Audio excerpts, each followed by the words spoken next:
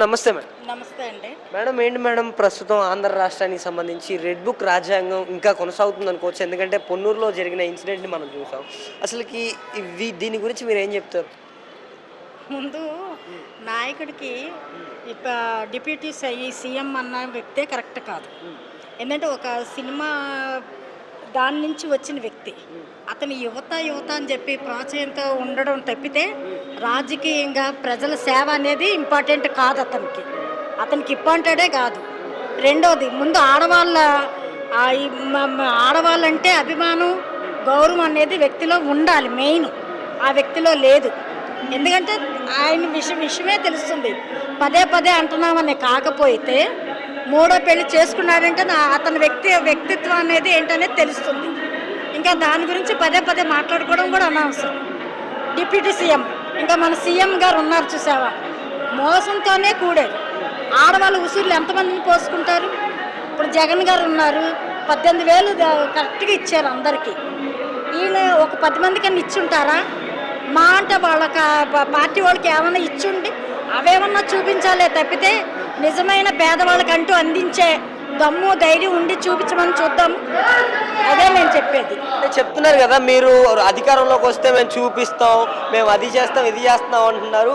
మీరు ముందు అధికారంలోకి రావాలి కదా, ఎలా వస్తారో నేను చూస్తాను అంటున్నాడు కదా. ఎవరు? పవన్ కళ్యాణ్. అలాగే అంటారు. ఇప్పుడు 11 సీట్లని 10 సార్లు అన్నారు కదా వాళ్ళు. వాళ్ళకి 7 సీట్లు వచ్చి ఏడుస్తారేమో రేపు. దానిదే ఉంది. ఇప్పుడు 11 వచ్చాయి, వాళ్ళకి 7 వస్తాయేమో, లేదా 6 రావచ్చు. అలాగెందుకు ఆలోచించకూడదు? ఎప్పుడు ఒకే రోజు నడవదు.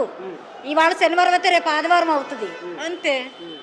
మరి ఏంటంటారు, ఇంకా వైసీపీ వాళ్ళంతా కూడా రెడ్ బుక్ రాజ్యాంగాన్ని చూసి భయంతో వణికిపోతున్నారనేసి నారా లోకేష్ మాట్లాడుతున్నాడు కదా. రాసుకోమనండి. రెడ్ బుక్ ఇవాళ రేపన్నా అవ్వాల్సిందేగా కంప్లీట్గా అవ్వాల్సిందేగా. ఎన్ని పేజీలను తీసుకొస్తారు? తీసురమ్మనండి చూద్దాం ఎంతవరకు వస్తాడో రమ్మనండి. దేనికన్నా మేము సిద్ధమే. అది మనకి జగనన్న 2.0 ఎలా ఉండబోతుంది అంటారు? అసలు ఇంకా అదృష్టండి, మామూలుగా లేదు.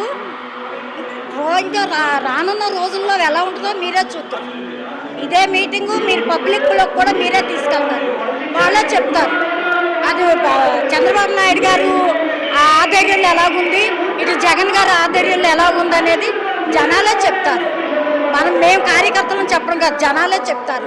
ఏంటంటారు, గతంలో ఉన్న వైఎస్ జగన్మోహన్ రెడ్డి గారికి ఇప్పుడున్న చంద్రబాబు నాయుడు గారికి వ్యత్యాసం ఏంటంటే, గతంలో ఉన్న వైఎస్ జగన్మోహన్ రెడ్డి గారికి ఇప్పుడున్న చంద్రబాబు నాయుడు గారికి వ్యత్యాసం ఏంటంటారు?